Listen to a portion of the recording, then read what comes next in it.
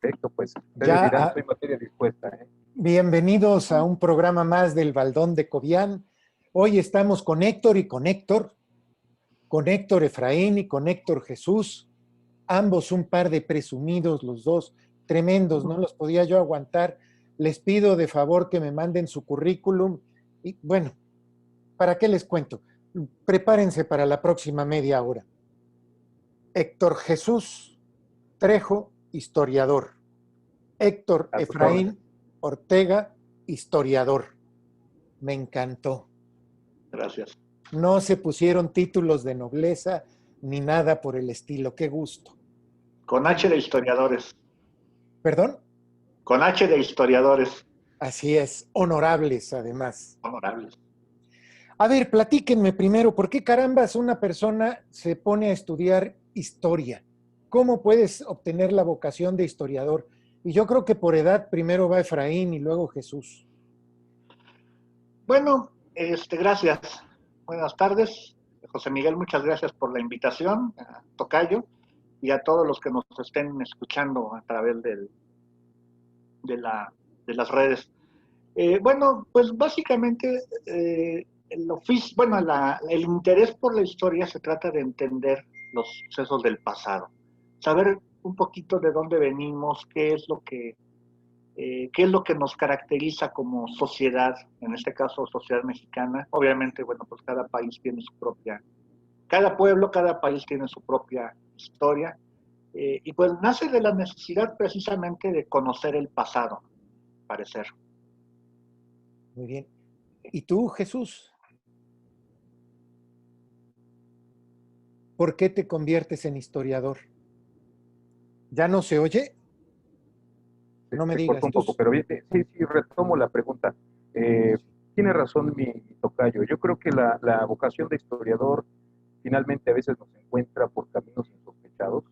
Sí, también debo confesar que quizá en mi plan de vida no estaba contemplado dedicarme a esta labor, pues digamos un tanto solitaria y muy sufrida para la espalda, como bien lo ha de constatar el tocayo, porque finalmente pasamos a veces demasiado tiempo sentados buscando entre papeles clasificados y no clasificados, huellas de un pasado lejano, distantes siglos atrás, y pues quizá después de un par de semanas de sufrimiento constante, nos podemos dar cuenta de que estamos en el archivo equivocado, ¿no? Suele suceder, ha ocurrido, tengo colegas que han pasado mucho tiempo trabajando en las fuentes primarias y al final se dan cuenta de que están equivocados o de municipio o de estado o incluso hasta de país. Es una labor muy ardua, requiere de mucho tiempo y pues sí, en efecto, yo creo que tiene que haber una vocación que quizás desde pequeños nos inculquen nuestros padres, abuelos. Un buen maestro de historia puede ser un provocador de una generación de historiadores muy buena, o también podría ocurrir lo contrario. Un mal maestro de historia puede generar enormes pérdidas para el gremio historiográfico. Gente que tiene talento maravilloso para escribir, que tiene la ansiedad, que tiene el deseo de buscar y hurgar en estos papeles, quizá por una mala orientación de sus profesores cuando cursan la educación básica, pues termina tristemente dedicándose a otra cosa, ¿no? Es terrible. Entonces, yo considero que en efecto el papel más importante para identificar y generar estas nuevas generaciones de investigadores tiene que partir necesariamente de la educación básica. Y es ahí donde hay mucho que hacer. Muy bien. Ahora platíquenme. Yo siempre he considerado que la historia, y hablaba Efraín de... ¿Sí? ¿Ya me oigo bien? Sí.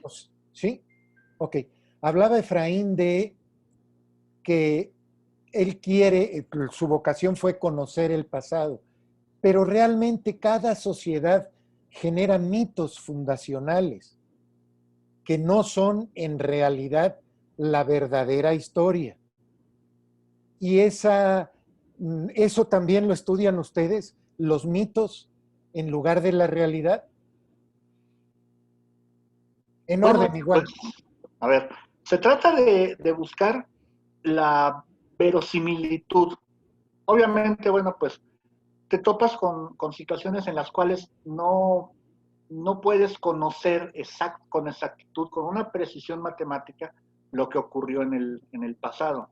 Sí, te acercas lo más posible a definir, o mejor, bueno, no a definir, sino a observar y analizar lo que fue un suceso del pasado, en el cual tú pudiste haber sido algún testigo, ¿no? Por ejemplo, estoy pensando en la época de Carlos Salinas de Gortari, por ejemplo, la época de Ernesto Zedillo, que nos tocó vivir a nosotros. Pero ya ir mucho más atrás, a la época de Lázaro Cárdenas o de Benito Juárez o de Porfirio Díaz, ahí ya se vuelve todo un desafío tratar de especificar exactamente qué fue lo que ocurrió.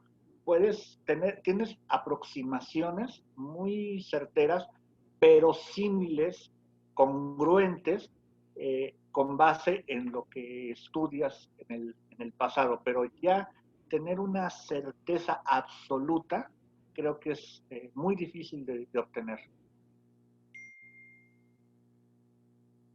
Sí, sin duda, yo comparto ese punto de vista y quizá un poco voy a sonar desalentador, pero hay que decirlo y es importante partir de ciertos puntos referenciales. Hay que entender que la historia no es una ciencia en el sentido tradicional, como entendemos otras disciplinas exactas. Hay que entender que tampoco es comprobable, no podemos regresar al pasado, no se ha inventado una máquina del tiempo que permita corroborar lo que dice Sutano, perengano historiador, y verificar que existió esa versión, y que es una versión exacta y cierta del pasado. No es posible, no se puede comprobar. Tampoco es posible recrearla en un laboratorio, no es como la química, no es como la física. Desafortunadamente no podemos echar a andar una serie de elementos coyunturales que permitan que se genere nuevamente un proceso, una coyuntura histórica, un momento histórico. Eso es imposible. También hay que considerar que no genera leyes, es decir, no podemos predecir lo que va a ocurrir el día de mañana. Quizá uno pensaría que los movimientos populares en América Latina tienen que haber, digamos, dentro de esa lógica marxista dialéctica entre la tesis y la antítesis, y como resultado una síntesis. Pensaríamos que el camino correcto que nos habían indicado en el siglo XIX autores como Morgan nos llevarían a un socialismo perfecto, y eso no está ocurriendo. Hay países que han pasado de un modelo. Perdón un segundo, te interrumpo un momentito. Hay muchas quejas de que no se escucha. El problema es la relación entre Zoom y Facebook. Voy a eliminar la publicación de Facebook, definitivamente, y una vez que esté eliminada, vamos a continuar con el programa y luego lo compartimos vía YouTube, porque me dicen que yo me oigo bien y ustedes no. Y aquí no se trata de que me oigan a mí. El menos importante de esta reunión soy yo. Ustedes son los importantes. Por eso me tomé el atrevimiento de interrumpirte. Un segundo, claro. Te ruego me perdones. No sé qué voy a hacer. Voy a checar con Zoom a ver qué es lo que está pasando y resolverlo. Porque no es posible que cada vez que se intente una comunicación entre Facebook y Zoom, no se oiga en Facebook. No sé si el problema, y bueno, ya, ¿para qué lloro en su hombro? Sigamos adelante, discúlpame. Claro. Regresamos. Tú eres un historiador marxista, por lo que te estoy oyendo. No, no me considero marxista. Es muy respetable el enfoque marxista. Y bueno, hay que considerarlo. Cuando tú nos platicabas acerca del interés en hacer un programa acerca de la historia, yo comentaba con mi tocayo, ¿no? Fundamentalmente tenemos que hacer una revisión de cómo es que se ha entendido esta labor de hurgar en el pasado, de reconstruir épocas pasadas, y tengo que adelantar un poco que pues, ha sido la misma, ha ido evolucionando, ha ido cambiando, de acuerdo a las condiciones económicas, políticas, sociales y culturales. Las diferentes sociedades que han emprendido esta labor de reconstruir su pasado han tenido diferentes formas de entender y de construir la historia. Entonces, pues tiene que haber necesariamente un repaso muy somero, si tú quieres, abuelo de pájaro, pero tenemos que ver cómo es que esta disciplina ha ido cambiando poco a poco. Porque finalmente la historia que hacemos hoy en día en las academias, pues no se va a parecer a la que se en el siglo XIX, donde la historia era pedagógica, donde la historia de bronce se encargaba de exaltar los valores del buen ciudadano como un modelo en el cual todos los mexicanos tendríamos que, de alguna manera, incurrir para generar una patria y sentirnos orgullosos de lo que somos hoy en día. Y esto quizás sería punto del debate, porque finalmente hemos estado observando, bueno, quizá un poco generalizo, el gremio de historiadores en general se puede percatar Me quedé en percatar y se cortó, se frenó tu audio. Contigo también, Héctor, viste que se... Sí, también se de entrenó el audio. manera fehaciente. No, perdón. Desde como que hay un problema en tu conexión de internet y de repente se nos pausó tu audio y video y no te escuchamos. Nos quedamos en que la educación en México era educación de valores, la historia. Entonces trataban de dar ejemplos con la historia y no decir la historia tal como era en realidad. Así es. Bueno, retomaré el punto. En efecto, una historia de bronce, una historia, digamos, más preocupada por rescatar los modelos éticos y morales de épocas pasadas para enseñar, educar, digamos, también influir en la conciencia del ciudadano moderno con la intención de generar una patria, ¿no? Es decir, la idea del buen ciudadano, la idea del hombre que está orgulloso de su país, y bueno, hay un grave problema ahí, hay un riesgo enorme de caer en un chauvinismo que finalmente terminaría por aniquilar pues toda posibilidad de análisis crítico de la historia propia, ¿no? Yo creo que en este sentido, quizá mi colega, mi buen tocayo, debe compartir este punto de vista. Quizá las nuevas políticas culturales, históricas en nuestro país están más encausadas a poner marcatextos, a poner una línea especial abajo de determinados personajes para poder sustentar, pues por supuesto, un proyecto de nación actual que obedece a necesidades actuales de un gobierno muy particular, pero que no podemos tomar como la versión definitiva o la historia real de lo que deberíamos de ser los mexicanos. Más de cuarta transformación, yo comentaba un poco en tono de broma con algún colega, si pusiéramos un contador en la historia, imagínate que hiciera clic cada vez que ocurre una transformación, pues yo creo que este cliqueo sería prácticamente incontable, ¿no? Estamos hablando de miles de transformaciones pequeñas, pero pues casi siempre estas políticas terminan poniendo el énfasis en aquellas que son, digamos, apropiadas o que pueden ser de mayor beneficio para una forma de gobernar. Entonces Estoy yo hasta ahí revisando voy mis... dejando. Perdón. Sí. Estoy revisando mis apuntes porque apunté algunas preguntas que quería yo hacerles. Y estos programas son terribles, porque tú empiezas pensando, vamos a platicar de esto y de esto, y el programa tiene vida propia Sí. y te lleva por otros caminos. Tú ya, de alguna manera nos estás llevando a un camino del uso de la historia con fines políticos para darle legitimidad a un régimen, que es algo de lo mucho que se criticó al régimen priista, que trataban de hacer en todo el siglo XX, una historia mexicana acorde a sus intereses y acorde a sus conveniencias. Pero bueno, voy a ser un poquito disciplinado y voy a empezar por el principio. No me voy a dejar jalar por el programa los próximos 3 minutos. Después ya que la suerte y el programa decida por dónde quiere caminar, si me lo permiten los dos. ¿Qué es la historia? ¿Cómo nace la historia? Igual mecánica. Bueno, pues la historia, repito, nace de la necesidad de conocer el pasado, una necesidad básica que tiene el hombre cuando se crea lo que es bueno, no surge, es inventado el lenguaje. El lenguaje nace de las sociedades para poder transmitir algo. En este caso vamos a hablar directamente de lo que estábamos planteando, de una ideología determinada. Por eso la historia sí es manipulable, y es manipulable desde épocas antiguas, desde más allá de los romanos, los egipcios, cómo iban diseñando sus propios modelos, sus propios arquetipos de personajes para encauzar precisamente a esas sociedades hacia un fin determinado. ¿Cómo queremos que sea la sociedad? Bueno, pues hablamos de un adoctrinamiento histórico.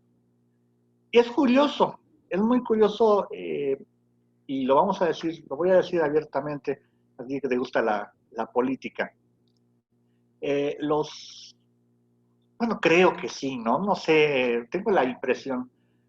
A los defensores del López Obradorismo, de esos defensores a ultranza, siempre critican que en 80 años no se hizo nada y que estos 80 años del prianismo fueron destructivos para México, y sin embargo defienden a pies juntillas la forma de narrar la historia que nos enseñó ese priismo, ese oficialismo priista.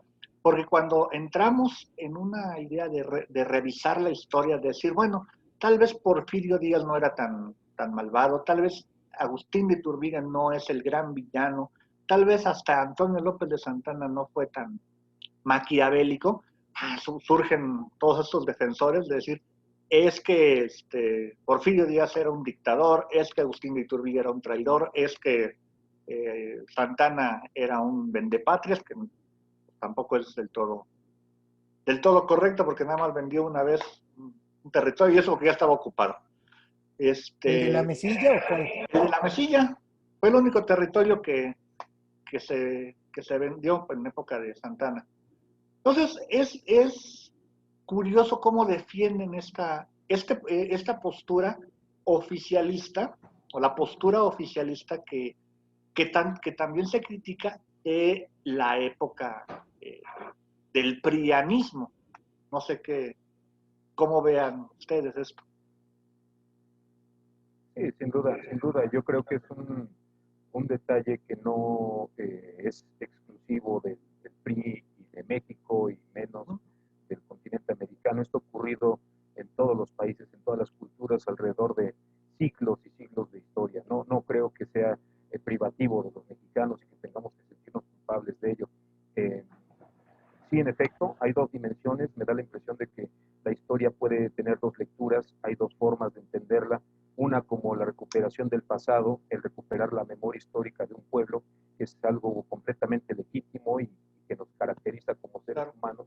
En ese sentido no hay discusión, no hay quien pueda decir que no es legítimo el ejercicio histórico, y esto incluye también una fuerte crítica a todos los imperios y a todas las grandes potencias que a lo largo del siglo XIX y XVIII empezaron a expandir sus territorios allende el mar, conquistando a diestra y siniestra pueblos que aparentemente no estaban civilizados o que no tenían un desarrollo cultural, obviamente tomando en referencia a la cultura occidental.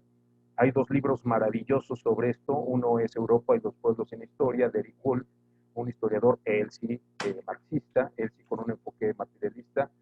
Otro más es el maravilloso libro de Miguel León Portilla, la historia de la visión de los vencidos, y uno más que finalmente también valdría la pena revisar, ¿no? Que es justamente el de Venimos a contradecir, de Arturo Warman. Estos tres libros tienen algo en parecido. Es una historia que se construye a contracorriente. Es el rescate de una historia prohibida, de una historia negada de los pueblos civilizados entre comillas por las culturas occidentales, y que han tenido que pasar a la sombra de la historia porque no se les permitió el derecho a expresar su propia versión de los hechos. En efecto, creo que desde aquella época podríamos hablar de una historia como construida, plasmada, dirigida y, por qué no decirlo, administrada desde los aparatos del poder. No es la 4T, no es Morena, no es el PRI, ni siquiera es el PAN, ni siquiera son liberales y conservadores. Esto ha pasado a lo largo de la historia. Los romanos lo hacían con los bárbaros, al igual que muchos de los reinos, digamos, hispánicos, portugueses, franceses, alemanes, ingleses. La lista es enorme. Yo creo que no podemos achacarnos esa autoría, pero sí podemos, por supuesto, empezar a trabajar para superar esa visión occidental en la que la historia es siempre la historia del vencedor. Y el vencido es aquel que se tiene que adaptar a lo que le permiten construir en el imaginario lo que él puede llegar a ser, ¿no? Que finalmente no pasa de ser un derrotado. Entonces, bueno, creo que podemos ir construyendo por ahí. Fíjate que yo soy un aficionado amateur por hobby de la historia. Jamás me compararía con ustedes dos que son verdaderos investigadores y estudiosos de la historia. Pero cuando pensé en la pregunta de cómo, por qué nace la historia, me acordé de lo que me decían en la secundaria. La historia nace en el momento en que los pueblos descubren la agricultura, se vuelven sedentarios e inventan la escritura, porque son los primeros elementos que permiten conocer un poquito más lo que sucede en las poblaciones. La prehistoria, por el contrario, es la vida de los pueblos nómadas que no tenían ninguna posibilidad de, pues no tenían ni siquiera necesidad de registrar nada. Sin embargo, eran cerebros más hábiles que los actuales, desde el punto de vista de anatomía incluso, porque tenían que almacenar muchísima información, desde qué hierbas son curativas, qué hierbas son venenosas, qué bayas puedo comer, cuáles no, cuáles son las rutas de caza, cuáles son las rutas que tengo que seguir en las migraciones de los animales, etcétera, y que de alguna manera eran pueblos muy pequeños, grupos, tribus de no mayores a 300 personas. Leía por ahí a un psicólogo, no sé si era neurólogo o algo así, que explicaba que los seres humanos no tenemos capacidad para comunicarnos con más de 300 personas. Fuera de eso, ya excede normalmente la capacidad humana, sobre todo en pueblos primitivos. Y entonces, para organizar sociedades más grandes, había que crear algún mito, porque lo único que puede hacer que tú y yo, que no nos conocemos, colaboremos y trabajemos en un mismo sentido, es a fin de cuentas el que nos una un mito fundacional, ya sea un mito religioso o un mito monárquico o un mito nacionalista. Y que por eso fue también el origen en que los seres humanos acabaron inventando algunos dioses, con la finalidad de darle cohesión al grupo. Y si el dios era un cocodrilo en el Nilo, bueno, pues cuando se moría el cocodrilo había que vestir a otro cocodrilo de oro y decirle a la gente que ese cocodrilo quería que se hiciera tal obra, etcétera. Entonces se empezó a generar toda una estructura política y administrativa de manera espontánea, donde algunos eran la casta sacerdotal, otros la casta que comandaba, generalmente descendientes de los dioses. Posteriormente, ya en la Edad Media, eran reyes por derecho divino, hasta la Revolución Francesa prácticamente, hasta la Ilustración. Y entonces la historia, a fin de cuentas, la historia que se cuenta cada pueblo es la historia que conviene al gobernante en turno. Y conocer la verdadera historia es complicadísimo. Por eso aspira uno a los historiadores. Por ejemplo, el saber que en la región de Córdoba y Orizaba hubo encomiendas y hubo esclavos, que los indígenas eran tratados como esclavos, literalmente, las discusiones que había para saber si tenían alma o no, ¿no? Porque si no tenían alma, era más fácil tratarlos como animales. Era una justificación también.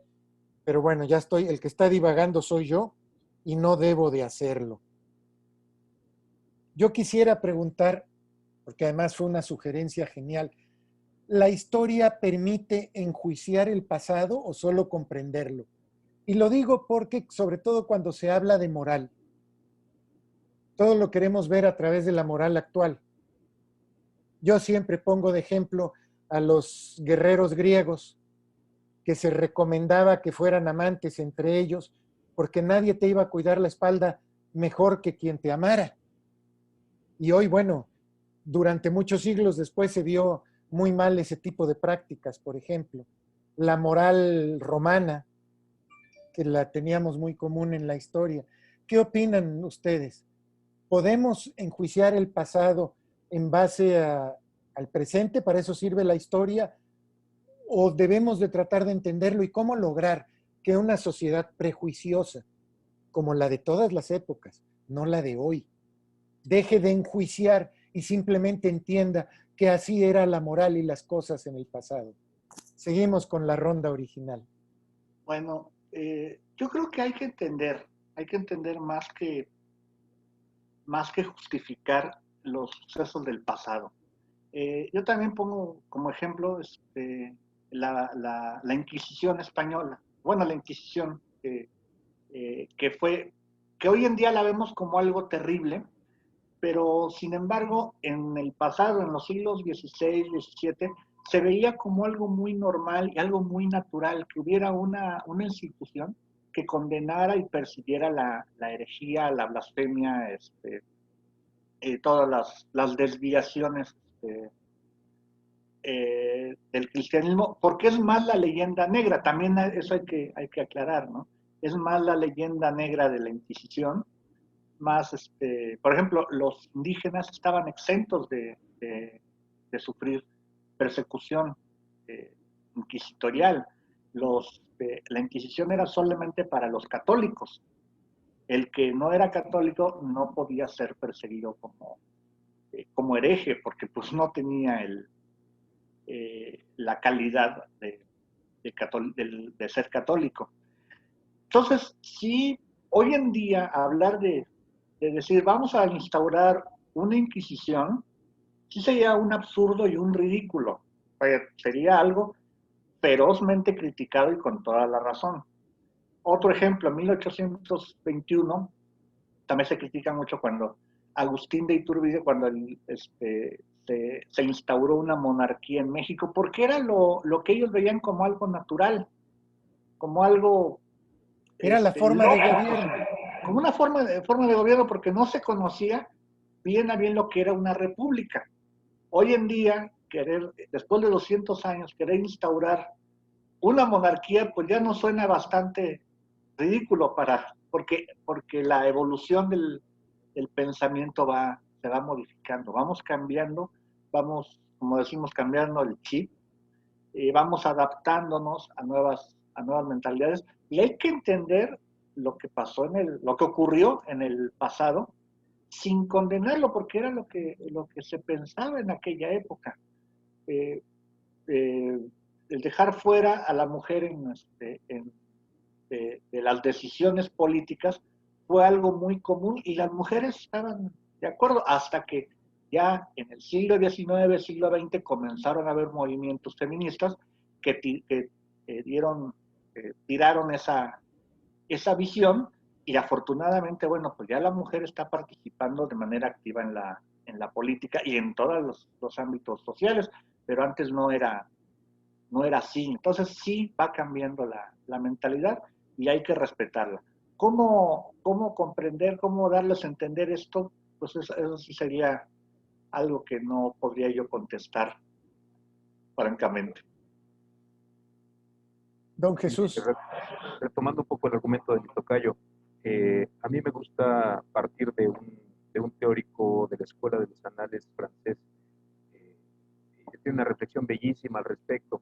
Él decía que los historiadores no tenemos que ser jueces, no somos jueces ni siquiera de instrucción, y que de hecho a fuerza de juzgar, tanto nos empeñaríamos en juzgar a los personajes con criterios ético-morales presentes de una época que obviamente no nos corresponde, limitaría a todas luces la capacidad de pensar históricamente. Es decir, no tenemos que enjuiciar a los personajes, no somos no somos calidad moral para enjuiciar a una persona de hace 200 o 300 años que vivió en circunstancias completamente diferentes a las que estamos viviendo ahora, a la que no podríamos, por más que nos esforzáramos, no podríamos llegar a comprenderla en su totalidad, en su complejidad psicológica, social, cultural, política, no sería posible, y perdemos de vista que el historiador no está aquí para hacer ese tipo de pesquisa, no tenemos esa calidad. Pero lo que sí podemos hacer, en cambio, es comprender los procesos y explicar o tratar de ofrecer explicaciones para entender por qué se toman determinadas decisiones. En ese sentido, pues sí, creo que un ejemplo maravilloso y que estuvo muy presente en Orizaba hace un par de años fue justamente el debate que se dio acerca de si se retiraba o no el monumento a don Porfirio Díaz, ¿no? Hay quienes de ese proceso histórico enorme, bellísimo, complejísimo, que se le llama Porfiriato Orizabeño, hay quienes prefieren ver los años de 1907 a 1910 y dicen, bueno, es que estos 3 años son claves para entender por qué Porfirio Díaz se convirtió pues en un personaje detestable, en un dictador, en una persona que trajo cosas negativas a la población obrera. En efecto, sí,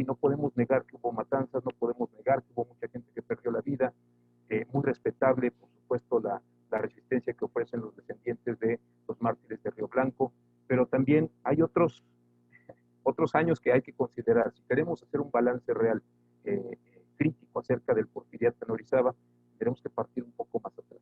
Y tenemos que considerar, aunque no nos guste, también un periodo en el cual se tecnificó la ciudad, en la cual la industria llegó, los capitales extranjeros impulsaron obras que siguen presentes. Es decir, nadie entendería cómo el Palacio Municipal actual de Orizaba estuviera en un edificio tan bello si no fuera a partir de las labores en pro de la educación obrera que se realizaron en el Porfiriato. Es decir, y de esto, bueno, pues mi tocayo debe tener muchos más elementos que ofrecer. Por supuesto, creo que es muy importante no caer en ese error. No podemos hacer esa tabla rasa de una lista de los héroes y una lista de los traidores y enseñarle a los niños de primaria quiénes sí son merecedores digamos, de pasar a las páginas de la historia, cuando en realidad son los dos actores, son los dos grupos los que relacionados le dan la razón unos a otros. Es decir, no pueden existir héroes si no hay, digamos, villanos. No pueden existir los villanos tampoco si no hay héroes. ¿Sí me entiendes?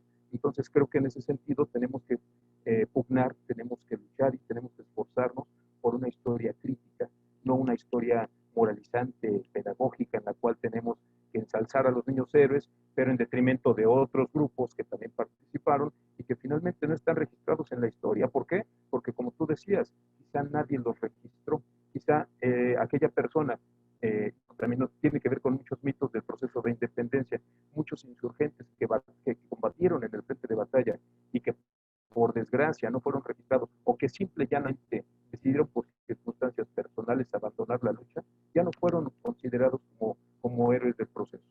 Y eso es un gran error. No tenemos que pensar de esa manera, tenemos que esforzarnos un poquito más y comprender que los procesos tienen su sentido y tienen una validez justamente en su propio contexto. No podemos traerlos al presente y sentarlos en el banquillo de los acusados para hacer una suerte de fiscales del tiempo, ¿no? Sería absurdo. Qué interesante lo que están planteando, porque generalmente no hacemos eso, hacemos todo lo contrario. Queremos simplificar la historia como si la historia fuera entre buenos y malos nada más. Y no es cierto. La historia no es entre buenos y malos. La historia es entre gente que vivió y que tuvo sus razones para actuar de determinada manera, sin que sepamos en un momento dado si lo que ellos pensaban es correcto o no, por una razón básica, porque no estamos en su puesto, no estamos viviendo su momento y su circunstancia, ¿no? No sabemos las razones, los motivos, lo que estuvieron enfrentando realmente. Y ya me picaron, ¿eh? Vamos a tener que hacer después una entrevista, si ustedes me lo permiten, exclusivamente sobre Santana, otra sobre don Porfirio y otra sobre el propio Iturbide, porque tengo muchas ganas de callarle la boca a Pablo Gómez, entonces en algún momento habrá que mandarle el video señalando que si bien en Córdoba no se logró la independencia de México, porque es una realidad, la consumación yo creo que se dio en otro momento, pero sí fue una situación fundamental para parte de un enorme proceso para llegar a la consumación. Y es algo que no se le quiere dar la importancia que merece porque se ve exactamente en contra de lo que ustedes están mencionando. Se está juzgando la historia con los ojos del día de hoy y no con los ojos de cómo estaba la situación en aquel momento. Siguiente pregunta, y voy a mi acordeón. ¿Hay una historia verdadera? ¿Cómo se establece una verdad histórica? Y no me refiero a la de Ayotzinapa porque ese es un término jurídico. Básicamente, serían las dos preguntas que siguen ahora. Híjole, es bien complicado hacer No fue esto. idea mía preguntar eso, ¿eh? No, pues no. No, sí es una pregunta muy profunda y pues existe una verdad, Sí. pero existen varias verdades. Yo cuando tuve la oportunidad de enseñar historia en Sí. preparatoria, les puse este ejemplo y bueno, lo pongo también a disposición de ustedes. Eh, Hablar, por ejemplo, de algo banal, algo muy simple, la graduación de nuestra preparatoria. ¿Cómo fue la fiesta de graduación? Cuando nos reunimos los excompañeros a hablar de algo como es la fiesta de graduación, siempre sale alguien a decir, ¿te acuerdas fulano de tal? ¿Cómo se emborrachó? No, ese no fue el que se emborrachó, fue el otro, fue Perenganito. No, si Perenganito estuvo toda la noche conmigo, iba vestido de rojo, no, iba de morado. O sea, cada quien tiene su verdad, cada quien tiene su Su visión de lo versión, que... ¿Vale? su versión de la historia. Su versión de la historia de acuerdo a a la posición física que ocupaba y a lo que observaba desde esa perspectiva. Cada quien tiene su punto de vista y todos tienen su verdad. Por eso es que es tan complicado, por ejemplo, cuando queremos saber qué fue lo que ocurrió en la independencia, si realmente, cómo era Miguel Hidalgo, porque no había retratos, por ejemplo, de Miguel Hidalgo.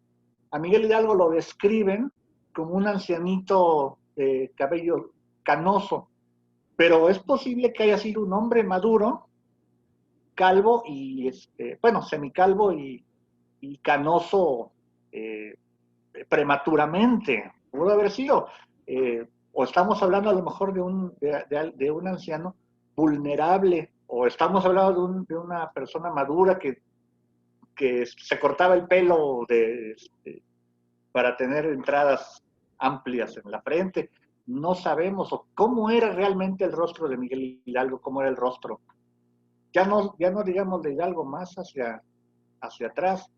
Eh, esta, esta idea de que hay testimonios de hechos históricos que pasan, que son recabados 300 años después o 200 años después de que ocurrieron, como pasa, por ejemplo, con las versiones del Jesús histórico. No digo que Jesús no haya existido, pero cuando se recopilaron los evangelios ya habían pasado 200 años o 300 años desde que se dieron todos estos sucesos del Jesús palestino. Entonces, no hay una, eh, no hay una convención real y hay una autoridad, como ya se ha señalado, que impone una idea y dice, es que lo que ocurrió fue esto es lo que pasó, y así nos conviene que se maneje.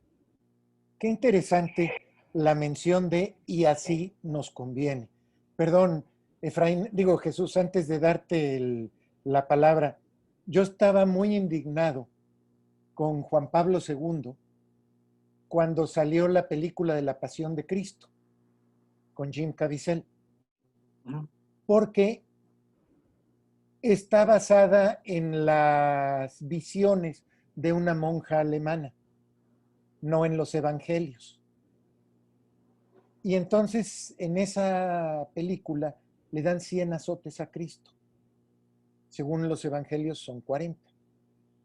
Y oigo por ahí una opinión de Juan Pablo II que dice, así debió de haber sido. Obviamente Juan Pablo II, muy emocionado, porque es muy buena película, maneja muy bien las emociones, está muy bien trabajada por Mel Gibson, pero no puede ser la cabeza de una iglesia y de repente venir a decir que la verdad histórica no es verdad, porque si lo que dicen los evangelios en ese aspecto no es la verdad, entonces, ¿qué es la verdad? ¿Qué de los evangelios es la verdad y qué no? ¿O va a llegar quién a cambiar? Está yo indignadísimo. Poco a poco he tratado de entender el por qué lo dijo y perdonárselo, porque bueno, cuando es una creencia tuya muy arraigada, te duele. Y hace poco entrando en un chat de ateos, porque andaba yo de chismoso a ver cuáles eran las bromas, en un muro en el Facebook, resulta que mencionaban que la imagen que adoramos de Cristo en general es una imagen pintada por Miguel Ángel. Es la imagen más común, más aceptada por la sociedad. Y bueno, cuando supe quién era el modelo de Miguel Ángel, pues mero me da un infarto. Pero bueno, ya no quiero ahondar en el asunto para no lastimar a nadie. El que quiera investigar, que investigue en la historia, y el que no, no. Mientras tanto, ¿cuál es la verdad verdadera de la historia, don Jesús? Eh, Lamento decepcionarlos, pero la verdadera historia es una construcción. No tiene un sustento, digamos, físico, tangible, tal cual.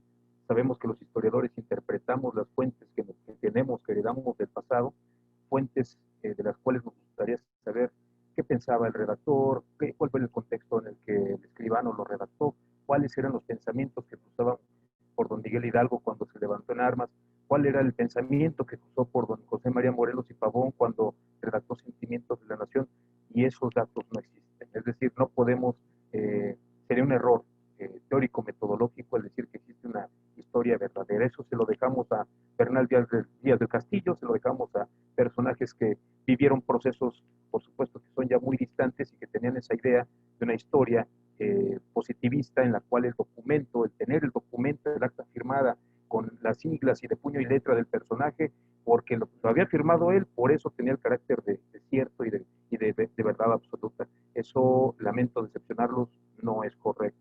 En cambio, lo que sí podemos plantear los historiadores es que pueden existir explicaciones argumentadas, articuladas a partir del análisis de diferentes tipos de fuentes, contrastadas unas con otras, criticadas hasta el cansancio, y después de ello entonces poder decir con verdadera humildad, creo que esto pudo haber ocurrido de tal manera. Pero que tú le des el carácter de realidad y de veracidad absoluta, eso es darse un tiro en el pie. Creo que los historiadores que se respetan nunca van a decir que esta es la verdadera historia porque yo lo digo, ¿no? Creo que con eso le estás dando el último tiro de gracia a la historia y no es para nada deseable. Sin embargo, creo que un poco a favor de las academias y a favor de las comunidades universitarias de investigadores, que muchos colegas míos han, pues digamos, contribuido de manera significativa al conocimiento histórico de nuestro país, podemos decir con cierta tranquilidad que son las academias, son estos grupos colegiados de las universidades, la Academia de Historia y Geografía, a la cual tenemos el enorme orgullo de pertenecer mi tocayo y yo.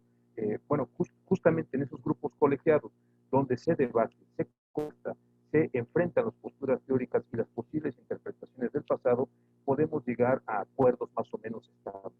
Y es en ese sentido que podríamos tener alguna certeza de que lo que se nos está ofreciendo tiene los fundamentos, tiene el sustento teórico y metodológico y documental como para poder ofrecerse al público. Escribir un libro, redactar un artículo implica una enorme responsabilidad.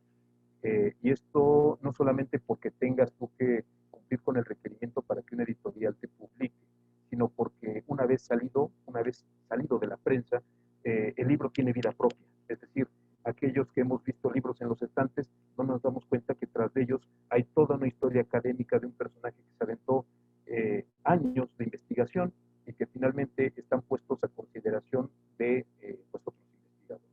En ese momento, cuando un historiador dice que esta es la verdadera, esta es la final, esta es la buena, es la versión definitiva de lo que ocurrió en el proceso de independencia, pues yo creo que está quedando un poco corto, ¿no? Tenemos que aceptar que todo aquello que producimos después de mucho esfuerzo tiene que ser superado en algún momento, porque nunca conoces todo, porque a pesar de que te dediques años completos de tu vida a investigar un personaje y lo hayas hecho con el mayor cuidado y empeño posible, siempre habrá documentación nueva, siempre habrá una postura nueva, siempre habrá un punto de vista diferente que quizás tú no habías considerado, pero que al final tienes que aceptar, porque dices, bueno, este amigo que viene de una universidad, no sé, de Baja California, tiene un enfoque distinto, en el cual, si lo aplico a mi documentación, me puede dar como resultado un presupuesto hipotético que puede ser, y es ahí donde tienes que ser humilde, porque puedes o bien encerrarte en ti mismo y decir, no, es que este amigo no tiene los fundamentos, no sabe, no estudió lo que yo estudié, o bien aceptar que tú también puedes tener ser parte de ese proceso dialéctico. Yo creo que es lo más sano, ¿no? Saber que somos simplemente un elemento más dentro del análisis histórico y que la última palabra siempre va a estar por decirse. Fíjate qué interesante lo que estás planteando, porque me hiciste recordar una plática con unos amigos arqueólogos. Ellos decían que la arqueología es la ciencia de la inferencia a partir de la evidencia.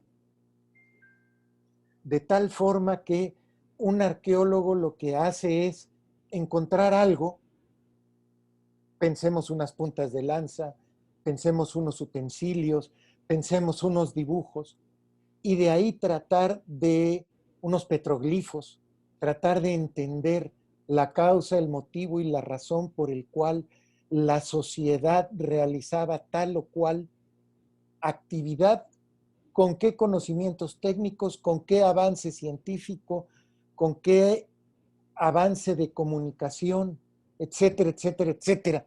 Y considerando además que tanto los arqueólogos como los historiadores se enfrentan a que los vencedores destruían sistemáticamente toda la documentación de los vencidos, pues acaba uno volviéndose loco, porque cada vez dices, hijo, yo me pongo a pensar en el incendio de la biblioteca de Alejandría y me duele por la humanidad, por todo lo que perdió la humanidad.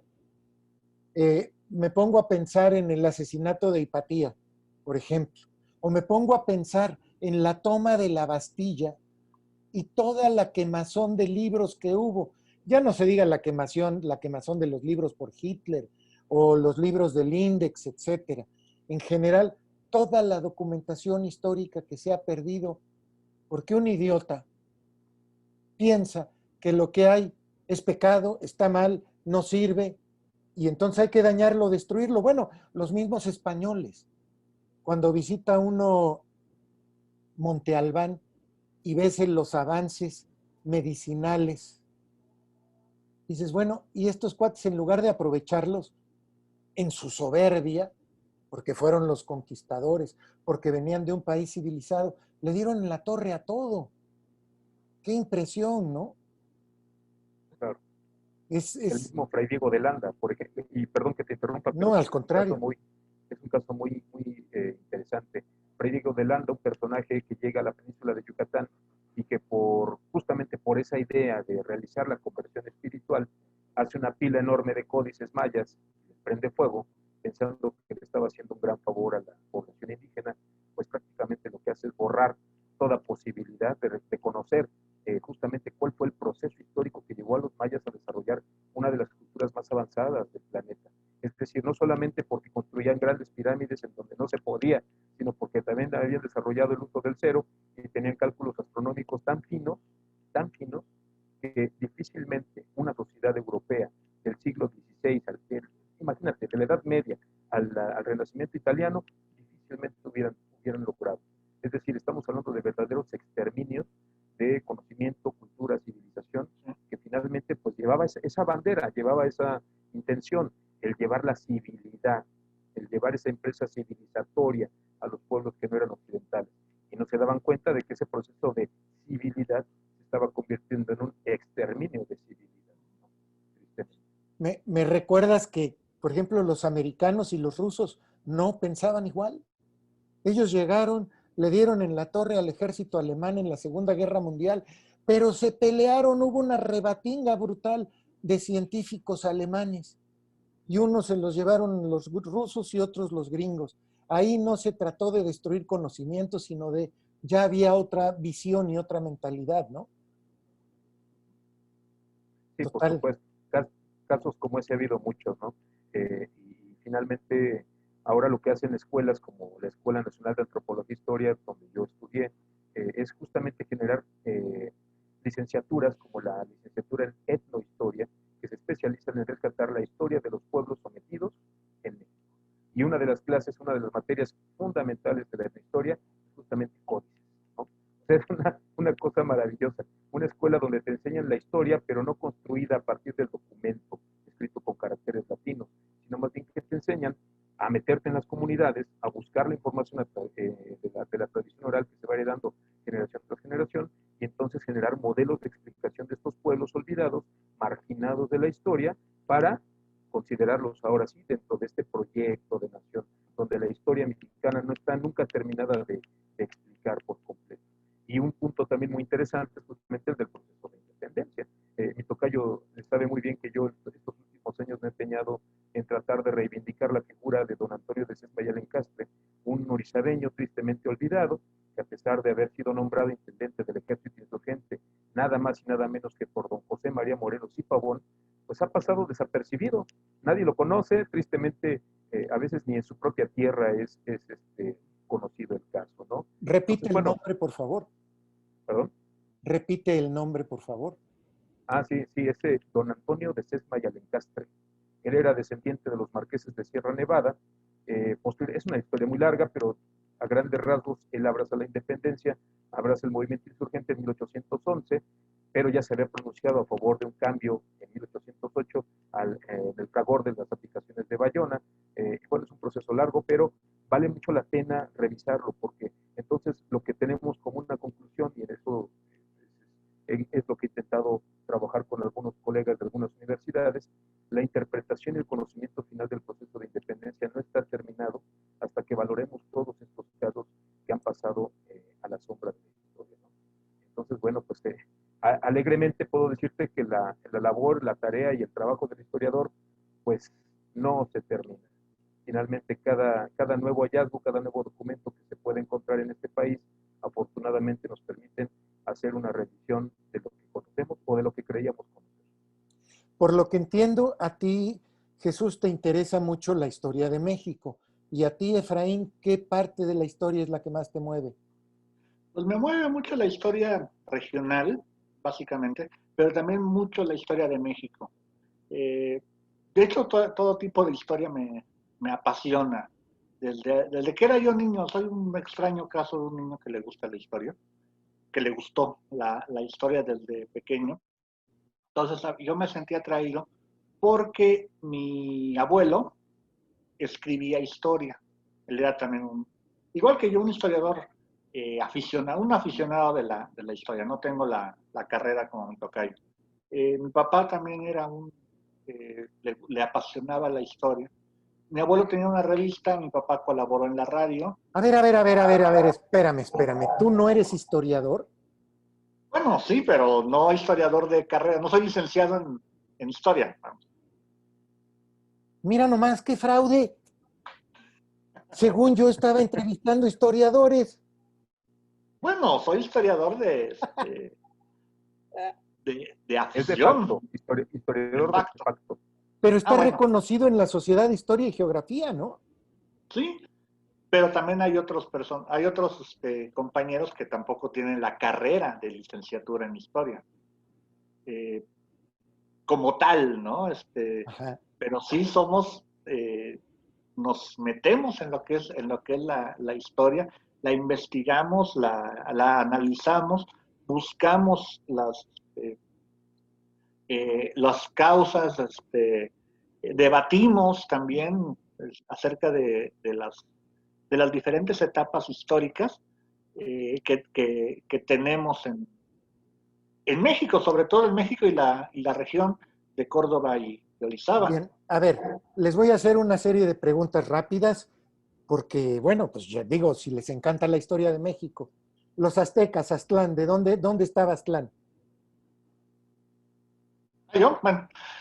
Bueno, se piensa que estaba en algún punto de Estados Unidos, actualmente de lo que es actualmente Estados Unidos, pero algunos consideran que estaba en Nayarit, que era el lugar de las garzas, y que de ahí vinieron los mexicas, que se consideraban aztecas porque venían de Aztlán, pero ya una vez instalados en la zona lacustre del Valle de México, bueno, lo que se llama hoy Valle de México, ya reciben el nombre de mexicas o mexicas. ¿Eran Sí, con características apaches? ¿Sí? ¿Sí? Sí, bueno, hasta donde yo tengo entendido, sí. Eran eh, como los nat- nativos americanos, se les llama ahora. Bien. sí. Nada más para complementar un poco lo que dice mi tocayo. En efecto, hay un códice maravilloso, se llama La Tira de la Peregrinación, en donde hablan justamente de ese origen mítico llamado Aztlán Chicomostoc, es decir, el lugar de la garza, como bien se comentaba, pero también de las 7 cuevas, ¿no? Porque en principio los aztecas no eran un conjunto étnico bien conformado, no eran un solo grupo, en realidad eran 7 grupos. Y estos 7 grupos habían iniciado su peregrinación desde la parte norte, y como bien lo comenta mi tocayo, el lugar que se ha identificado el más cercano, digamos, por las características físicas que tiene es Mestitlán, ¿no?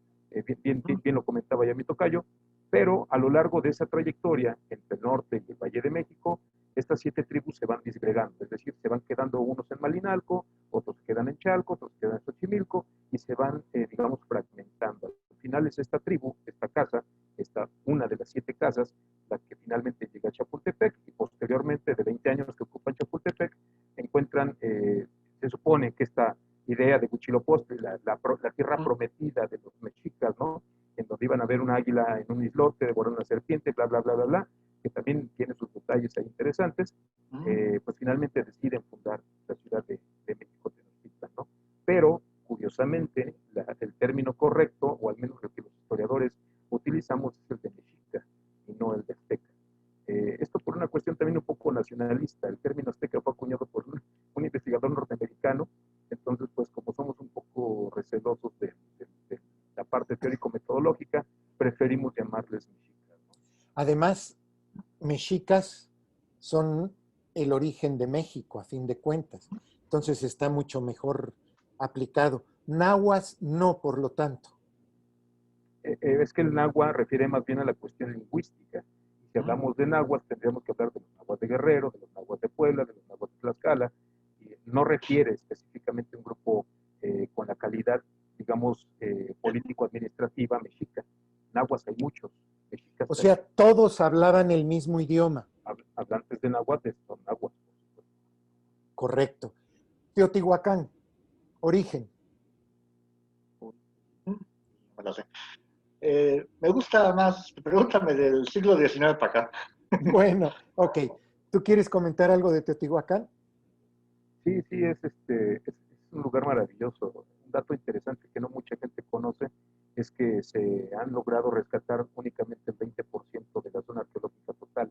Es decir, el otro 80% sigue enterrado abajo del pueblo de San Juan Teotihuacán, en la base militar, muy bonita que está ahí a un ladito, de tal manera que pues conocemos un fragmento nada más, una gran civilización, siglo VII de nuestra era, que finalmente fue digamos, exterminada. No se sabe exactamente la causa exacta por la cual cayó Teotihuacán, pero todo parece indicar que el nombre de Teotihuacán no fue impuesto directamente por los habitantes, sino que fue inventado posteriormente por los mexicas.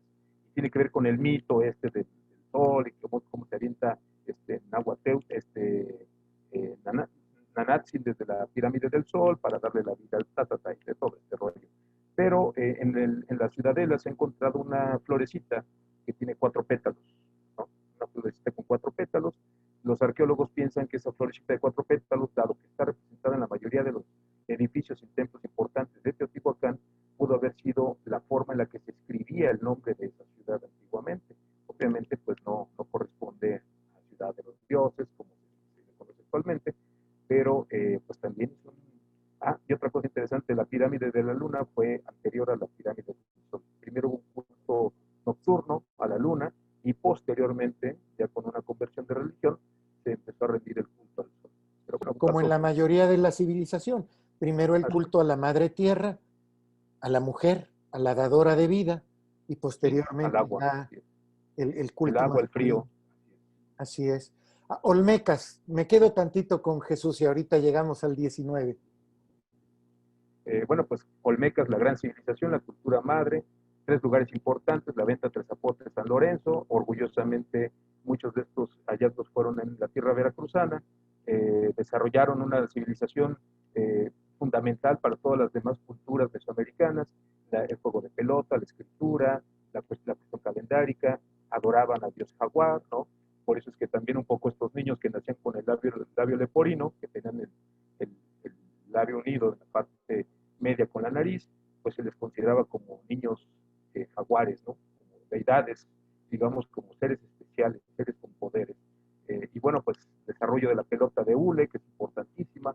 Hay una enorme cantidad de juegos de pelota en el estado de Veracruz. Los más grandes justamente han sido localizados en la parte norte, en las cercanías llegamos a Tajín, a Papantla, y bueno, pues es decir, es una de las grandes civilizaciones básicas para entender, porque canchas de pelota con forma de I, es enorme. Cuando llegan los aztecas al cerro de Chapultepec, le piden permiso a los señores que gobernaban la zona. Los señores que gobernaban la zona eran tan sanguinarios y tan salvajes en sus cultos religiosos como los aztecas. Ahí hay un detalle, ahí hay un detalle. Creo que cuando se empieza a hablar de cultura de civilización prehispánica, lo que hay que advertir primero es que todos los referentes culturales, técnicos, políticos, religiosos, pues no son los mismos a los del siglo XVI, digamos, virreinal. Evidentemente había sacrificio humano, evidentemente había guerra, eran estados teocráticos, por supuesto, inspirados en religiones basadas en elementos naturales, y por supuesto que se hacía la guerra, por supuesto que había sacrificio humano, por supuesto que también había consumo de carne humana. Esto a mucha gente le da pavor mencionarlo, siquiera considerarlo, porque lo vemos con ojos del siglo XXI. Sin embargo, pues en efecto, el pozole era una comida ritual en la que se ingería la carne del guerrero vencido. ¿Por qué se hacía? Porque era una idea de reciclar la energía cósmica, la energía vital de los mejores soldados, y por supuesto tenía que ver con el culto al sol. Cuando se enfrentaban los corazones, lo mejor que se le podía dar al dios sol, porque él libraba una batalla durante la noche con oscuridad, y para tener fuerza y salir al día siguiente, pues necesitaba, por supuesto, pues no cualquier alimento, necesitaba la energía vital de los mejores soldados, ¿no? Entonces, sí, yo creo que quizá hay una deuda pendiente de los historiadores con los libros de texto gratuitos a nivel nacional. Tenemos que sacar muchos prejuicios, muchos tabús, que desafortunadamente seguimos arrastrando de una sociedad que experimentó un proceso de colonización, que sí, desterró lo prehispánico, y bueno, pues colocó, digamos, en la pirámide, digamos, de la identidad mexicana, pues un sistema de creencias occidental, católico, cristiano, pero pues también tenemos que hacer una revisión más a fondo, sin caer en la comparación, sin caer en el juicio de valor, pues, de estas sociedades que tenían formas de vida sí diferentes, pero también valiosas y posibles, ¿no? Se puede, comparado con la historia de Occidente, ¿qué nivel de civilización tenían los pueblos mesoamericanos cuando llega Hernán Cortés? Porque he escuchado que a veces hay gente que dice, bueno, es que personas que venían del inicio del Renacimiento, saliendo de la Edad Media, se enfrentaron con personas que vivían en el Paleolítico. Realmente, ¿cuál era la condición de Mesoamérica? Era de un gran avance técnico, aunque no tenían, digamos, el uso de la rueda, no conocían la forja de metal duro como el hierro, aunque sí conocían el metal como el oro, y hacían maravillosas artesanías y joyas hechas con oros, y manejaban la metalurgia, pero a otros niveles. No desarrollaron técnicamente la rueda como para los arados, no desarrollaron tampoco las armas de fuego, no se conocía la pólvora. Evidentemente las navegaciones transatlánticas pues no eran, digamos, materia de los mexicas, de los mayas, por muy civilizados que fueran. Pero Pero sí llegaban a Cuba, por ejemplo. sí, había contacto, había grandes civilizaciones como los incas, que también hacían estas travesías a través de las islas, de las costas, y hacían comercio, ¿no? Eso sí está documentado, pero para que les diera, para poder intentar una travesía que rodeara el mundo, como lo hizo el mismo Magallanes. Magallanes, y gracias, pues no tenían todavía ese grado de desarrollo. Es difícil ponerlos en una, digamos, en una tabla y ver cuál de los dos era más civilizado. Creo que son civilizaciones completamente dispares, es decir, no tienen puntos de relación, no tienen puntos de referencia, no podríamos dar un calificativo de quién estaba más arriba, quién estaba más abajo, porque son dos rumbos completamente diferentes, ¿no? Y en ese sentido, pues lo que sí tendríamos que considerar es que pues sí teníamos conocimiento sobre astronomía bastante avanzado, sí tenemos un conocimiento acerca del flujo de las aguas, y si no, ustedes vean las maravillosas obras de hidráulica que hacían los mexicas en el lago de Texcoco, con el cual controlaban el flujo de las aguas, que el lago de Chalco era de mayor altitud por el derrame, los deshielos que venían del Ista y el Popo, y ellos construían albarradones que evitaban justamente las inundaciones de su ciudad. Cuando quizá en Europa pues no se tenía mayor avance con las obras hidráulicas, ¿no? pueden observar cómo en América, mientras era de uso común el temazcal y el baño constante, prácticamente diario, y a veces hasta 2 veces al día de las clases gobernantes, en Europa pues no era tan común, ¿verdad? En Europa tú Sí, tenías una vez al verdaderos año. problemas higiénicos. ¿Perdón? Una vez al año No, se bueno, eso es bañaban. un poco era un poquito exagerado el una vez al año, pero lo que es verdad es que tenían pues un sistema de creencias diferente. Pensaban que la cuestión de la salud pues tiene que pasar por muchas cribas, y una de esas cribas pues, justamente era el catolicismo. Tú puedes ver, por ejemplo, en el convento de la Merced en la Ciudad de México, cómo es que estaban dispuestos los baños dentro de los conventos, dentro de los monasterios, y siempre había un lugar especial para un padre, uno de ellos, un religioso, que tenía que hacer canto, tenía que leer la Biblia mientras los demás se bañaban, para que no cruzaran pensamientos oscuros por sus cabezas, ¿no? Entonces el contacto del cuerpo, la corporalidad y estas cuestiones, pues eran realmente complejas para un sistema de creencia occidental. Bien, pero no debemos de juzgar la historia, eso ya lo No, aprendí. claro, claro, claro. Sin No, por embargo, supuesto. quiero preguntar, en el siglo XIX, en México, más o menos 94-95% de la población no sabía leer y escribir.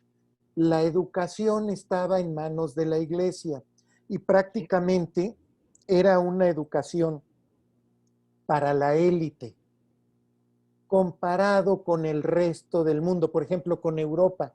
¿Era equivalente el trato que le daba el manejo de la educación allá? Por ejemplo, en España. Pues más o menos era lo mismo. Por ejemplo, en España, a finales del siglo XVIII, se comenzaron a establecer, siguiendo el modelo francés, se empezaron a realizar escuelas de artes y oficios. ¿Qué eran, por ejemplo? ¿Qué eran las escuelas de artes y oficios? Bueno, pues eran escuelas donde, como ahorita una escuela tecnológica donde aprendes computación en inglés, ¿no? Es más o menos el equivalente. ¿Qué aprendías? Aprendías carpintería, ebanistería, herrería, tratamiento de, ¿cómo se llama esta? Bueno, varios oficios. Curtiduría es lo que quiere decir. Curtiduría, eso se me estaba yendo. Aprendías música, aprendías la imprenta. Ya fue avanzando. Estas escuelas de artes y oficios se fueron estableciendo en España primero, digo, a finales del siglo XVIII, principios del siglo XIX, y ya en México las primeras escuelas de artes y oficios se establecieron hasta la época de Antonio López de Santana, y no fue sino hasta Benito Juárez cuando comenzaron a llevarse a cabo de una manera mucho más seria, y sobre todo durante el Porfiriato, cuando ya se crean las escuelas de artes y oficios. La educación nunca fue una idea que permeara en la sociedad mexicana, porque era algo que le dejaban, como tú dices, a la iglesia. La iglesia es la responsable de dar educación, y en algunos casos había escuelas, bueno, no escuelas, sino personas a los cuales se les contrataba, se mandaba a los niños, a los adolescentes, para recibir la instrucción, se me fue el nombre, la instrucción básica, bueno, lo que es la instrucción primaria, aprender a leer y escribir y las cuentas, primeras letras, gracias, escuelas de primeras letras, que repito, estaban en manos de la iglesia. En algunos casos de algunas personas, por ejemplo, había entidades, bueno, había personas de cierto nivel económico que mandaban a sus hijos a la casa de las señoritas o de la señorita Fernández, y ahí le enseñaban, claro, era la época de la letra con sangrentra, ¿no? A golpes y a Aquí regaños. en Córdoba hubo una escuela muy famosa de una señorita, le decían La Paca, creo. Ahí tocó Agustín Lara el piano en más de una ocasión.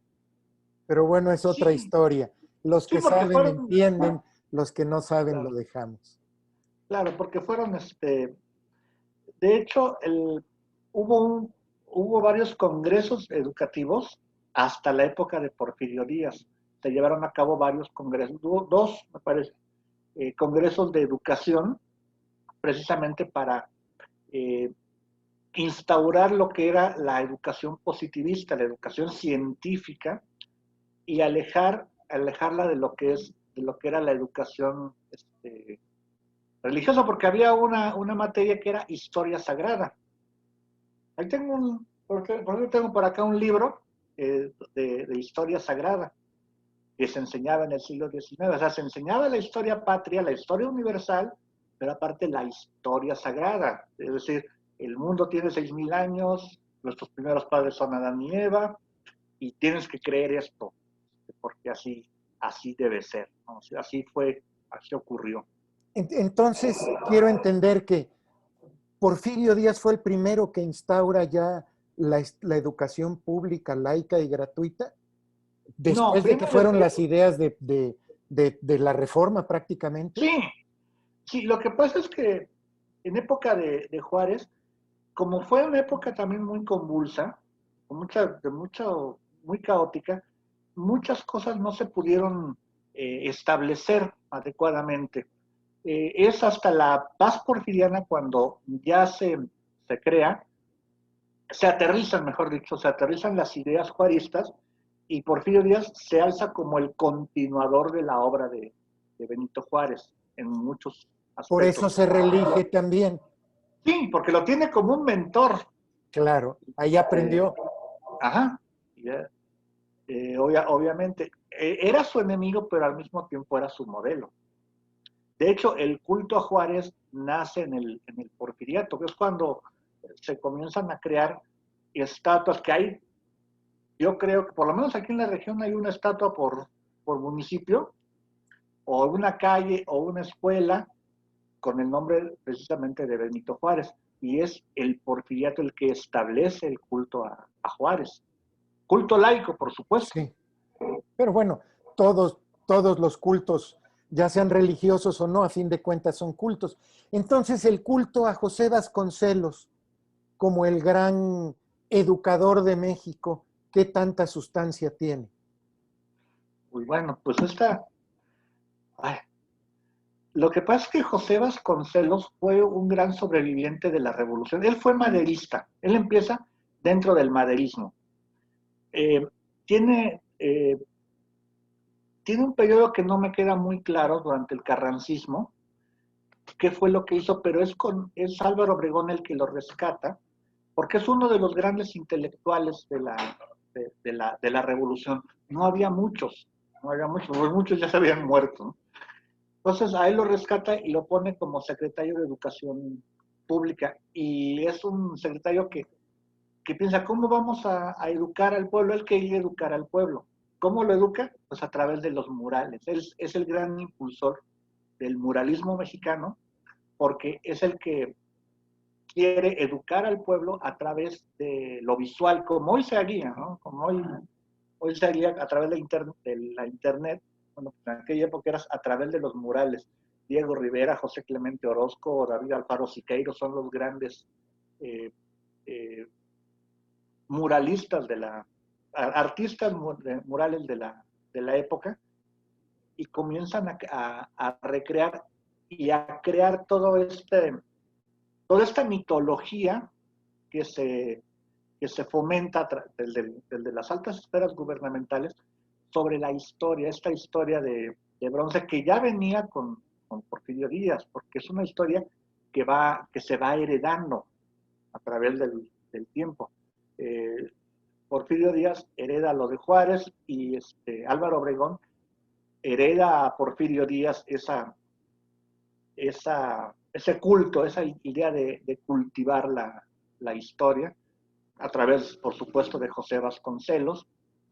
José Vasconcelos se lanza después como candidato a la presidencia de México, no la gana. Se dice que fue el primer fraude en 1929, cuando queda Pascual Ortiz Rubio, el candidato ganador, que le decían el nopalito, por baboso. Bueno, eso dice la historia. Y también le decían el nopalito porque todos los días le encontraban propiedades nuevas. Además. Entonces, Después viene una etapa de Vasconcelos, una etapa del nacional, bueno, nazi, porque fue un gran impulsor del nazismo en México. Sí, el nacionalsocialismo. El socialismo. Él tuvo una revista que se llamaba Revista Timón, en 1934, 33, 34, salieron nada más 17 ejemplares, el gobierno la prohibió, y después se vino la época de decadencia pública de José Vasconcelos, ¿no? Que finalmente fallece en el año de 1959, pero ya se había desaparecido del escenario público, pero queda como el gran intelectual de nuestro país en aquella época. Por eso el mito. Muy bien. Amigos, yo no me había dado cuenta, casi llevamos hora y media de plática. Y la verdad, yo me podría estar 15 horas platicando con ustedes dos.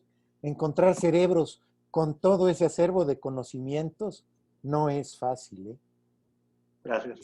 Quisiera yo pedirles dos favores. Uno, que me permitan invitarlos en una próxima ocasión para hablar de temas más específicos. Y por otra parte, que nos platiquen alguna conclusión de despedida. Y ahora empezamos al revés. Empezamos con Jesús y luego con Efraín. Okay. Bueno, pues te agradezco, Miguel, la invitación, Tocayo, el que me hayan permitido compartir algunas reflexiones. Naturalmente, quizás si queda algo sobre la mesa es la necesidad de ir más allá de la historia de bronce. Creo que para hacerle justicia a estos 200 años de vida independiente que para el próximo año estaremos celebrando con bombo y platillo, sí es importante que hagamos una revisión crítica de nuestro pasado, que superemos esa visión maniquea de buenos y malos, de españoles contra indígenas o de peninsulares contra criollos, porque al final de cuentas en el bando insurgente hubo de las dos cosas. Igual que en el bando realista hubo gente que estuvo a favor y en contra del proceso de independencia. Entonces, creo que la invitación es para que la sociedad en general, la sociedad civil, todos aquellos interesados en el maravilloso y a veces complejo, bastante complejo mundo de la historia, pues lo veamos con una nueva óptica. Esa nueva óptica nos tiene que llevar a hacer una revisión muy a tiempo de lo que somos y de lo que pretendemos ser como país. No una historia polarizada, no una visión diferente de acerca de quiénes son los que sí merecen estar en la arenga del grito de independencia, sino que todos aquellos que formaron parte de ese proceso, históricos o no, registrados o no, conocidos o no, pues tienen que ser, digamos, parte de esa celebración. Vamos a platicar mucho de eso en este Claro. año que viene. De igual forma, quiero hacer la reflexión de que la historia no es algo definitivo, como se mencionó aquí por mi tocayo y en la plática. No es algo definitivo, no tiene que ser objeto de adoctrinamiento, no tiene por qué, no es una verdad absoluta. No porque te digan que Madero es el bueno y Porfirio Díaz el malo, o Agustín de Iturbide el malo y Vicente Guerrero el bueno, tengas que creerlo y defenderlo. Porque la historia merece una revisión, merece que nosotros vayamos descubriendo, no se ha escrito el libro definitivo de la historia. Hay libros, hay obras extraordinarias que son auxiliares, que fueron hechas en su momento como esta magna obra de México a través de los siglos, que es una gran pieza del siglo XIX para comprender nuestra historia, pero tampoco es la historia definitiva.